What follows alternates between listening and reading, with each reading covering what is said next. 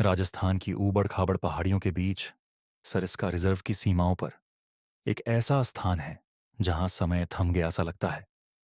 यह है भानगढ़ किला, इतिहास में डूबा, रहस्यों से घिरा और श्राप के लिए कुख्यात। 16वीं शताब्दी में भगवंत दास द्वारा अपने पुत्र माधो सिंह के लिए बनवाया गया यह नगर कभी समृद्धि और संस्कृति का प्रतीक था, लेकिन अब यह खंडहर बन चुका है। विश्वासघात, त्रासदी और श्राप की कहानियों से भरा हुआ।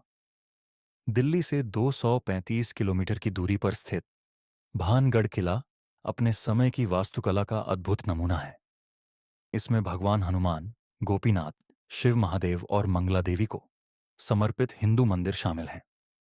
14 फुट ऊंचे चबूतरे पर स्थित गोपीनाथ मंदिर अपनी बारीक नक्काशी के लिए प्रसिद्ध है और उस समय के शिल्प कौशल का एक शानदार उदाहरण है। किले को एक शरण स्थली और समृद्धि का प्रतीक बनाकर तैयार किया गया था, लेकिन इस भव्यता के नीचे एक अंधकार छिपा हुआ है। एक ऐसा अंधकार जिसने किले को श्रापित और वीरान कर दिया। एक किंवदंती कहती है कि किले के परिसर में एक शक्तिशाली साधु रहते थे। उनका आदेश स्पष्ट था, उनकी कुटिया पर किसी भी संरचना की छाया नहीं पड़नी चाहिए। लेकिन समय के साथ किले के महत्वाकांक्षी निर्माताओं ने इस नियम की अनदेखी कर दी। महल में स्तंभ जोड़ दिए गए और उनकी छाया साधु की कुटिया पर पड़ने लगी। क्रोधित होकर साधु ने नगर को श्राप दिया और इसके विनाश की भविष्यवाणी की। इसके तुरंत बाद भानगढ़ पर आपदा आ पड़ी और यह खंडहर बन गया। आज भी यह नगर वीरान पड़ा है। इसकी खामोशी को केवल इसके दुखद अतीत की फुसफुसाहटें तोड़ती हैं। लेकिन साधु का श्राप एकमात्र विनाशकारी कहानी नहीं है।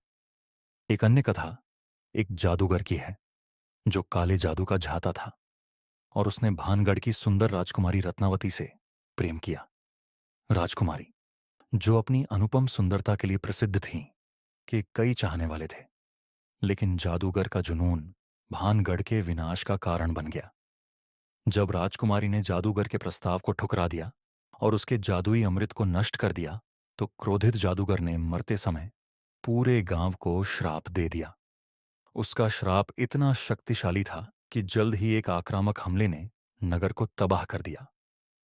आज भानगढ़ किला एक भूतिया नगर के रूप में खड़ा है। इसके खंडहर ढलान वाली जमीन पर बिखरे हुए हैं। आगंतुक मुख्य द्वार से प्रवेश करते हैं, लेकिन सूर्यास्त के बाद वहां रुकने की हिम्मत कोई नहीं करता। स्थानीय लोग चेतावनी देते हैं कि किले में भूतिया छायाएं, अजीब आवाजें और एक ठंडी ऊर्जा महसूस होती है जो वहां ज्यादा देर रुकने वालों को घेर लेती है। लोग कहते हैं कि रात में किले से चीखने की आवाजें आती हैं। कभी कभी छायाएं अपने आप हिलती हैं और मंदिरों से आवाजें आती हैं। कभी कुछ पर्यटक रात भर रुके थे, वे फिर कभी नहीं देखे गए। किला उन लोगों को माफ नहीं करता जो इसके नियम तोड़ते हैं। डर इतना गहरा है कि भारतीय पुरातत्व सर्वेक्षण ने अंधेरा होने के बाद किले में प्रवेश पर रोक लगा दी है।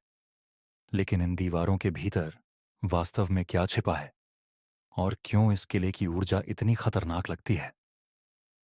हाल के वर्षों में कई पैरानॉर्मल विशेषज्ञों ने भानगढ़ की भूतिया कहानियों के पीछे की सच्चाई जानने की कोशिश की है।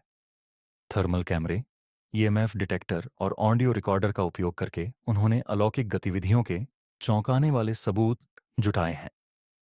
यहां कुछ है, निश्चित रूप से। हमने यहां से जाओ और मुझे बचाओ जैसी आवाजें रिकॉर्ड की हैं। इस जगह की ऊर्जा किसी भी अन्य स्थान से बिल्कुल अलग है।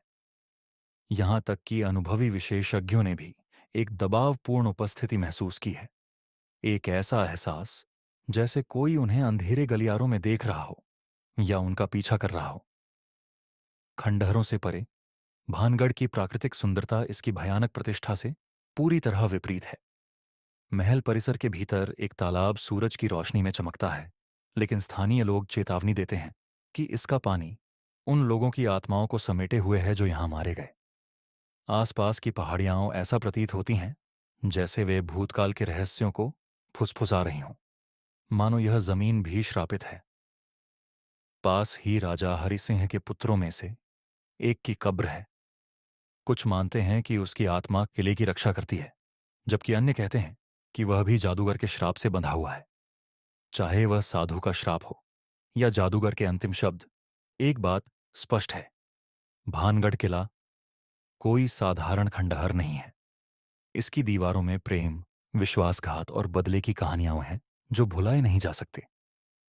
आगंतुक यहाँ उत्तर खोजने आते हैं, लेकिन अक्सर वे अधिक सवालों और इस असहज भावना के साथ लौटते हैं कि वे वहां अकेले नहीं थे।